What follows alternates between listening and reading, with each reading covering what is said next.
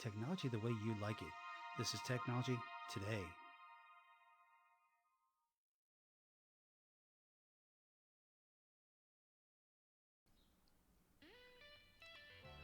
Welcome everybody to Technology Today, episode number 35.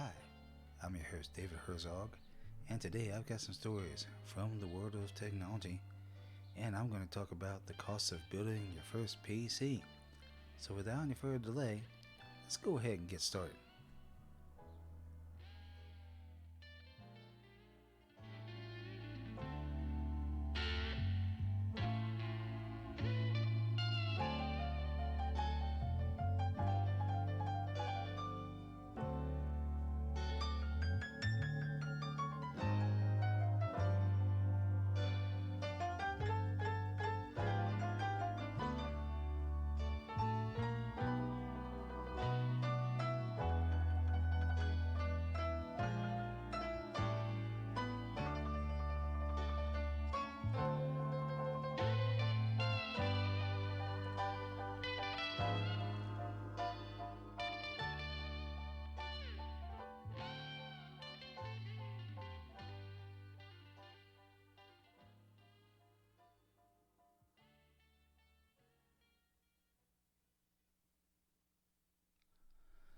Well, hello everybody, what's going on? David Herzog here talking at you. How's everybody doing? Hopefully everybody's safe and sound and you're getting your coronavirus shots and everything. I got my first one, so I'm on the bandwagon like everybody else here, and I'm going to be getting my second one real soon here. So, with all that being said, if you want to listen to this podcast, you can listen to it on Spreaker.com in the technology section of the webpage, Apple Podcast, iHeartRadio, Stitcher, and Google Podcasts. You can also watch this on my Technology Today YouTube channel when I post it or I go live, and you can watch it on my Twitter page as well too. Alrighty, well, and with all that being said, we got a nice warm day here, in April, and this is really, really unusual weather, I think, for April, because it's never really been this warm, at least in this area of Cincinnati, Ohio. In April, So I'm kind of expecting we may or may not have a hot summer. Okay. With that being said, we're going to go ahead and get to the first story here.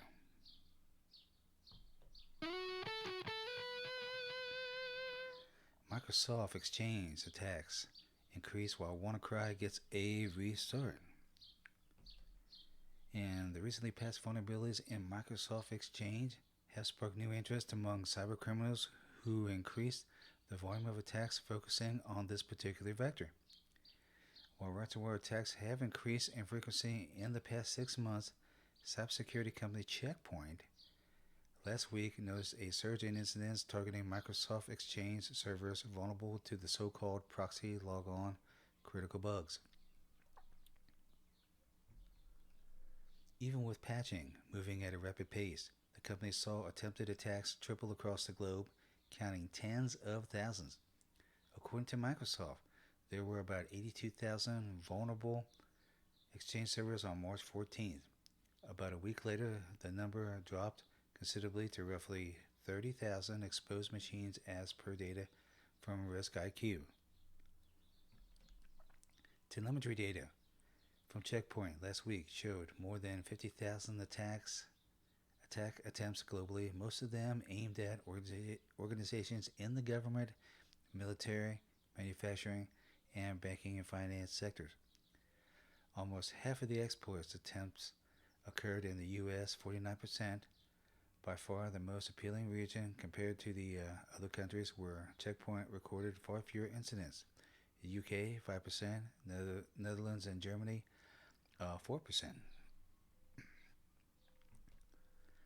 The company saw a 57% rise in ransomware attacks over the past 6 months at a global level. More worrisome is a constant monthly increase of 9% since the beginning of the year. Aside from the normal ransomware strains observed, Maze, Ryuk, or Evil, the company notes a 53% swell in the number of organizations affected by the wormable WannaCry ransomware. In fact, Checkpoint found that there are 40 times more affected organizations in March 2021 when compared to October 2020. The new samples still use the Eternal Blue exploit to propagate, for which patches have been available for over 4 years. Almost 4 years ago, the WannaCry outbreak propagated through NSA's Eternal Blue for Windows Server message block, causing hundreds of millions of US dollars in damages in just a few days. And the WannaCry outbreak spread was contained after a security researcher, Marcus Hutchins, discovered a kill switch and Microsoft released patches. Over 200,000 computers were affected by the attacks. The malware has not been eradicated though. Security firms continue to detect WannaCry even these days. These detections are for variants of the original WannaCry that have been modified to ignore the kill switch. Furthermore, a security researcher, Veselin Bonchev, stated that he never found a sample with a working ransomware component. So, there are once they get ransomware under control, there's another variant of the same ransomware or a different ransomware and variants of the different ransomware that you have to be aware of. It's a never-ending battle that we all face, when we're conducting our online activities. Okay, well, let's go ahead and get to the next story, shall we?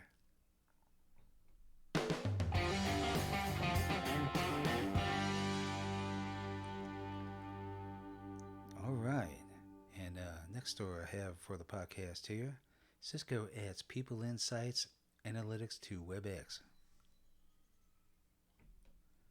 Cisco is adding new analytical features to its Webex collaboration platform that highlight working patterns at the personal, team, and organizational level. The analytics under the company's People Insights brand are designed to provide a variety of data from interactions within the Webex platform. It also uses information from the Cisco's Webex graph to track the relationships between staff at organizations using the collaboration platform, which contains video, call, and team messaging features. People Insights initially focused on providing profile information for Webex meeting participants. The new features were unveiled this week. And according to Cisco, the first available personal insights on its video conferencing platform will provide workers with analytics about their own use of Webex and help track productivity and improve well-being. For example, it can highlight the potential for burnout if an individual sets up too many back-to-back meetings without any focus time, or if they are frequently working extra hours outside of their scheduled routine. Other features include the ability to suggest that users contact certain colleagues they may not have communicated with lately. And according to Jeetut Patel, Senior Vice President and General Manager for Security and Collaboration at Cisco, it can also highlight when a worker regularly arrives late to meetings. Furthermore, Jeetut Patel notes that the personal analytics data will not be available to managers. Jeetut Patel further states that the ultimate goal is not to monitor what workers are doing, but to help workers manage their well-being, manage their productivity, and nurture their relationships. So, if you are a user of Webex video conferencing software, and there's so many of them, Webex is just one of them. There's Zoom, and there's Microsoft Teams and Skype. I don't know if anybody uses Skype, probably some people still do. But, if you use Webex, possibly maybe this could help you. Alrighty. Well, moving right along here. Gonna get to the third story here.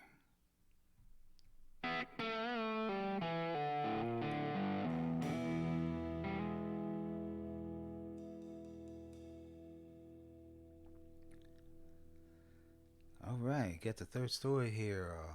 Facebook attributes 533 million users data leak to scraping, not hacking. Facebook has now released a public statement clarifying the cause of and addressing some of the concerns related to the recent data attack. As reported last week, information about 533 million Facebook profiles surfaced on a hacker forum. The company states that the information exposed was not obtained from the hacking of an unsecured system, but rather scraped from public profiles prior to September 2019. Facebook has shed some light on the recent data leak compromising 533 million Facebook user profiles, data from which was posted on a hacker forum last week. In a release public statement, the company stated that the leak resulted from a bulk scraping of profiles using a large set of phone numbers linked to these profiles, rather than from hacking of the platform. This is another example of the ongoing adversarial relationship technology companies have with fraudsters who intentionally break platform policies to scrape internet services. In a statement released by Mike Clark, Facebook's product management director, Clark states that as a result of the action we took, we are confident that the specific issue that allowed the hackers to scrape this data in 2019 no longer exists. Soon enough, after reports of the data leak emerged, an EU data regulator, the Data Protection Commission of Ireland, began investigating the incident. When details of this data leak had been initially disclosed, a Facebook spokesperson was quick to declare this as old news related to an issue the company had already remedied or resolved. Facebook believes that malicious actors had scraped the leaked data in question from people's Facebook profiles by abusing the contact importer feature back in September 2019.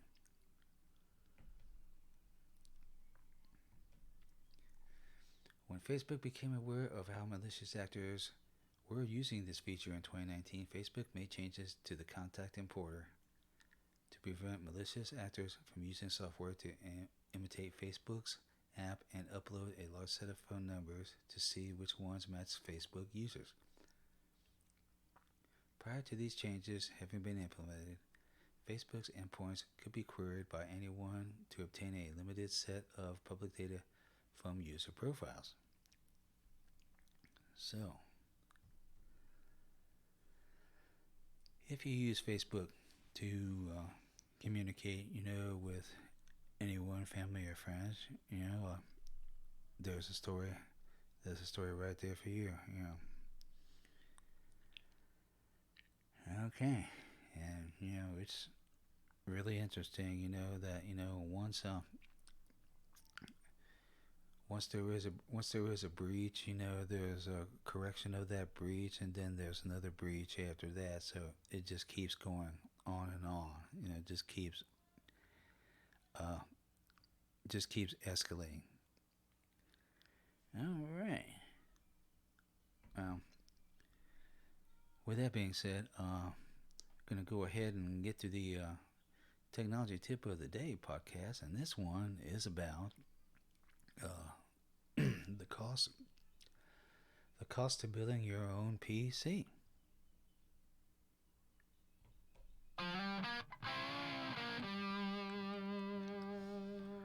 Alrighty. Technology tip of the day: the cost of building your own PC.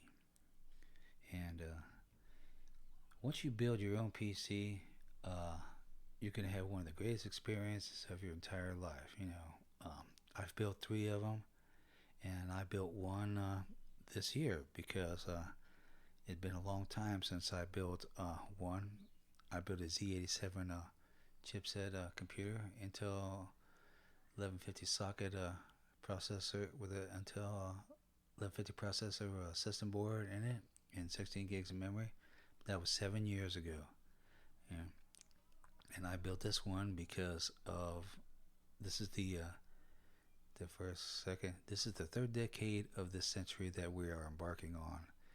And you've got to have the latest and greatest technology. Anything that's 7 or 10 years ago may still work, but there may be issues.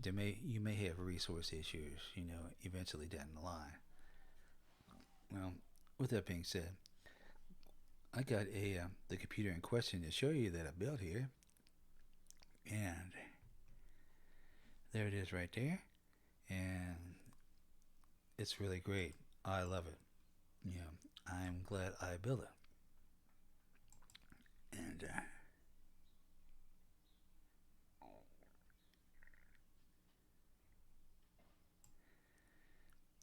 to me, it's really fast. Well, all computers are really fast because they don't have everything on them when you first build them.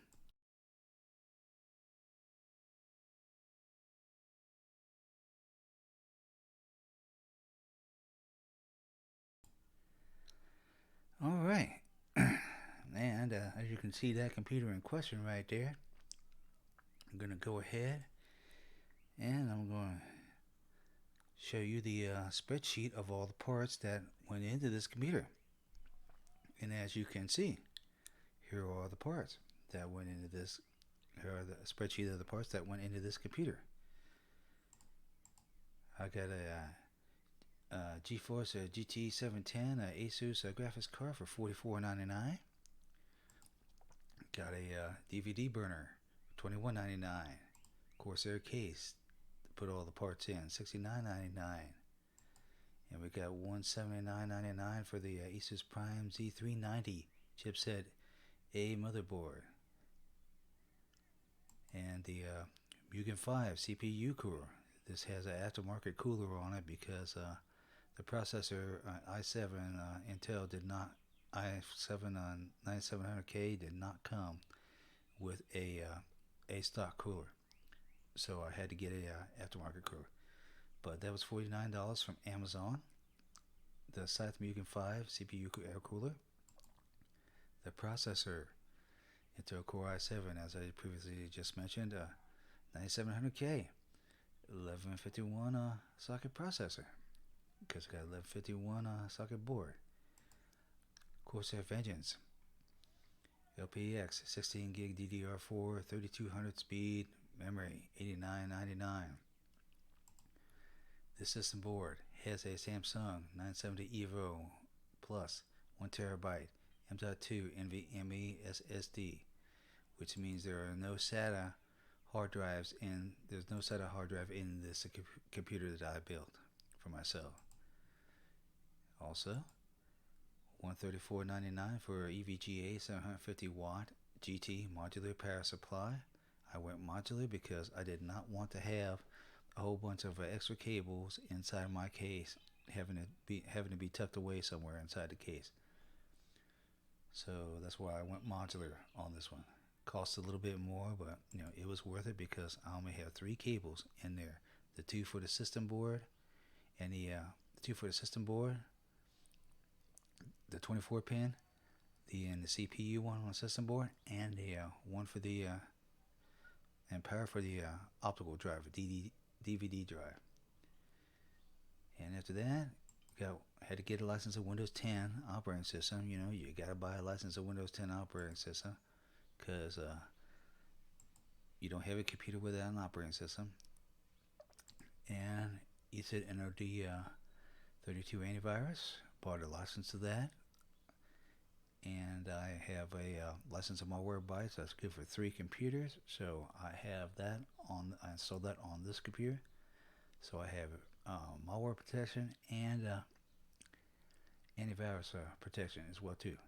And the total for all them parts that you're seeing on the spreadsheet here for those who are watching came out to be $1,185.90. and the total with tax was about $83 and a penny, I do believe. I figured it out, added tax to the 1,185.90, and came up with $1,268.91. So you can build you a new PC. It's really easy. If I can do it, anybody else? Depending on your budget, I did not get all these parts all at once. I got a lot of them one part at a time. And it took me a few months. But I finally did it. And I got me a brand new PC. This guy right here is great. I love it, and it's going to last me for another 7 years. All right. Well, I believe that's going to conclude the show for the day. If you're curious and you'd like to find out more information about me, you can find me on the University of Cincinnati's homepage at homepages.uc.edu/the tilde key Herzog DL, or you can listen to this podcast on Spreaker.com in the technology section of their webpage, and on Apple Podcasts, iHeartRadio, Stitcher, and Google Podcasts. And you can also watch this on my YouTube channel, Technology Today, when I post or go live. And you can watch it on my Twitter page as well, too. And I'd like to thank everyone for listening and watching today. And I'll be talking at you soon. Goodbye. Until next time.